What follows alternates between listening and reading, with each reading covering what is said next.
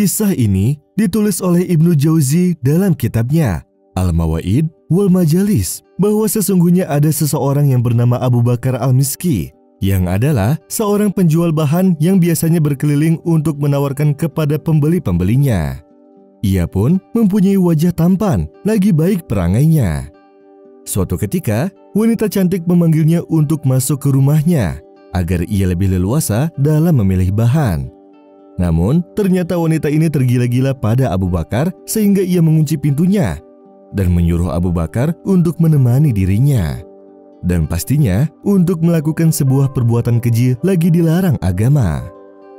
Abu Bakar ingin meminta tolong kepada orang di luar, tapi wanita ini justru mengancamnya.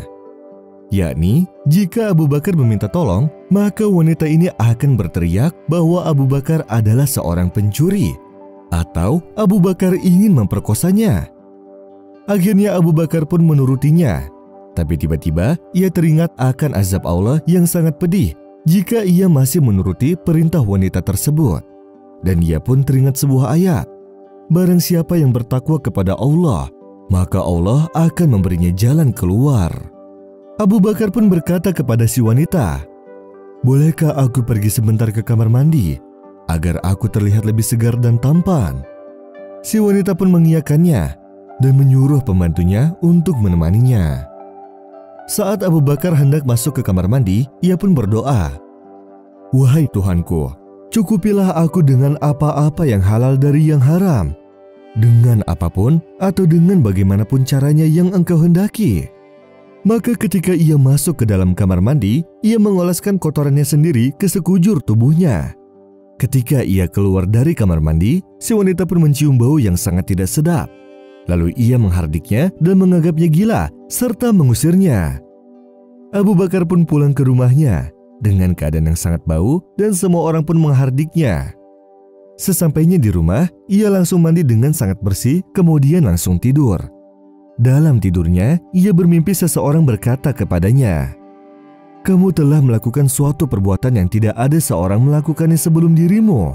Maka saksikanlah bahwa kami akan membuatmu harum di dunia dan akhirat." Ketika ia terbangun, tiba-tiba ia mencium bau misik yang sangat harum. Tetapi ia tidak tahu dari mana asalnya. Ia pun berkeliling seperti biasa lagi ke kampung-kampung. Dan orang-orang mendekatinya seraya berkata, "Bau apa ini wahai Abu Bakar?" Maka akhirnya ia mengetahui bahwa aroma misik yang semerbak itu berasal darinya. Allah Subhanahu wa Ta'ala telah membuktikan tafsir mimpinya menjadi kenyataan. Maka ia langsung sujud syukur kepada Allah Subhanahu wa Ta'ala. Sejak hari itu hingga hari wafatnya, aroma misik itu tak pernah tertinggal, sehingga orang-orang menamai kuburannya dengan mengatakannya bahwa ini adalah kuburannya Abu Bakar Al-Miski yang beraroma misik. Ala inna awliya Allah la khawfun alayhim wa la hum yahzanun alladhina amanu wa kanu yattaqun lahumul bushra fil hayatid dunya wa fil akhirah la tabdila li kalimatillah dhalika huwal fawzul azim.